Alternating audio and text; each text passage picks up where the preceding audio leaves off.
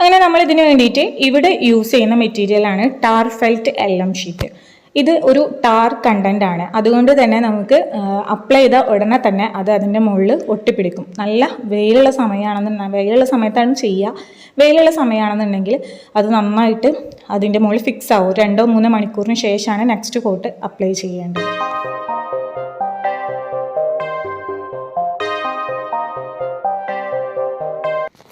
ഇനി ഇത് മിക്സ് ചെയ്യുന്നത് എങ്ങനെയെന്ന് പറയാം. നമ്മൾ ആദ്യത്തെ കോട്ട് അടിക്കുന്ന സമയത്ത് കുറച്ച് വെള്ളം ആഡ് ചെയ്യേണ്ടതുണ്ട്.